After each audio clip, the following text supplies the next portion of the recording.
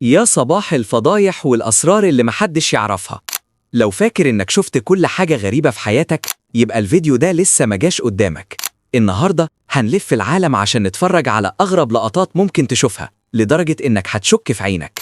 هنبدأ بكاهن في الهند بيوقف المروحة وهي طايرة بصوابع إيده، وبعدها هنشوف شباب بيثبتوا رجولتهم بشيل حجارة أوزانها مرعبة عشان يعرفوا يتجوزوا، وهنطير لليابان نشوف وحوش السومو، وفي الآخر هوريك بنت جسمها عبارة عن أستك. واستنى للآخر وشوف اللي جاي، لأن الحقيقة أغرب بكتير من اللي بتسمعه. ويلا بينا. تعالوا بقى أوريكم أغرب حاجة ممكن يعملها أي حد. الراجل اللي قدامكم ده من الهند واسمه فيشنو براهمان، ولكن الهنود مسميينه كاهن الطاقة. الراجل ده ليه مكانة كبيرة جدا عندهم، والسر كله في اللي بيعمله قدامكم ده. بيقدر يوقف أي مروحة وبإيده كمان، وهي على أقصى سرعة من غير ما يتخدش خدش واحد. الغريب بقى يا سيدي إنهم بيعتقدوا إن جسمه فيه طاقة خارقة هي اللي بتلجم المواتير دي، فعشان كده بيتلموا حواليه وبياخدوا منه البركة زي ما انتوا شايفين، وكأنهم بيشحنوا طاقة منه. وسيبك بقى من الكاهن وشوف الشباب اللي الجواز عندهم عافية. تعال أوريكم ألعاب القوة اللي موجودة في الهند وليها تاريخ قديم جدا. دي مش مجرد لعبة، دي بيترتب عليها حاجات كتير. يعني عن طريقها هتقدر تتجوز ويتقال عليك راجل. كل اللي عليك إنك ترفع الحجارة دي، واللي هيجننك بقى إن الحجر ده اسمه حجر العافية، ووزنه بيوصل ل 120 كيلو. وكان زمان اللي ما يرفعوش ملوش جواز في القرية، ولازم يرفعه وهو مدهون زيت عشان يثبت قوته. وكل ما ترفع وزن أتقل كل ما هتختار اللي انت عاوزه وبكل بساطة. ودي من أشهر ألعاب القوة هناك.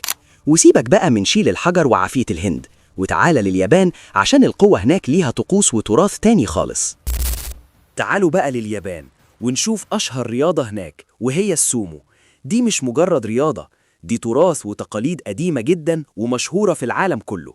واللي مش هتصدقوا بقى إن المصارعين دول ممنوع يسوقوا عربيات نهائي بأمر القانون، ولازم يلبسوا اللبس التقليدي ده طول ما هم بره البيت عشان يفضلوا محافظين على هيبة وتاريخ الرياضة قدام الناس. اللعيبة بيصارعوا بعض بقوتهم وضخامتهم، والمهمة بسيطة: خرج اللي قدامك بره الحلبة أو الدايرة وتبقى أنت الكسبان. وطبعا دي من أعرق الرياضات اللي لسه محافظة على شكلها. وسيبك بقى من احترام السومو وقوة اليابانيين، وتعالى أوريك الرياضة اللي ما فيهاش معلش. دي بقى أحدث رياضة غزت العالم، وبقى ليها اتحادات وشركات عالمية بتنظمها.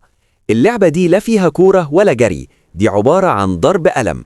وتخيل معايا إن القلم الواحد قوته بتعادل 40 كيلو جرام، والأبحاث بتقول إن الضربة الواحدة كفيلة تسبب ارتجاج في المخ وتدمر خلايا عصبية. اللعيبة بيقفوا قدام بعض ويبدأوا يصفعوا بعض بأقصى قوة، واللي يقع أو يفقد الوعي يبقى هو الخسران. رياضة غريبة ومؤلمة جدا. سيبك بقى من الوجع والسلخ ده كله، وتعالى شوف اللي جسمها هيحسسك إن العظم ده مجرد إشاعة. شوف بقى أغرب بنت في شوارع الهند. البنت دي جسمها عامل زي العجينة بالظبط، وعشان كده اتسجلت في موسوعة جينيس للأرقام القياسية. والمفاجأة إن البنت دي اسمها بريانكا تيمان، وبتلقب بالبنت المطاطية، وبتقدر تتني جسمها وتدخل في صناديق صغيرة جدا مستحيل عقل يستوعبها. مش عايزك تستغرب، هي فعلا بتقدر تعمل حركات بجسمها مستحيل أي إنسان طبيعي يتخيلها، كأن عظمها ده أستك مش عظم حقيقي زينا. سيبك بقى من العظم والمرونة، وتعالى أوريك أغرب طريقة نظافة ممكن تشوفها في حياتك. عمرك بقى في حياتك شفت ناس بتستحمى باللبن؟ مش عايزك تستغرب من اللي انت سامعه، بس ده اللي بيحصل في الهند. الهند مليانة تقاليد وعادات غريبة جدا، والأغرب من كده هي الناس اللي بتستحمى باللبن.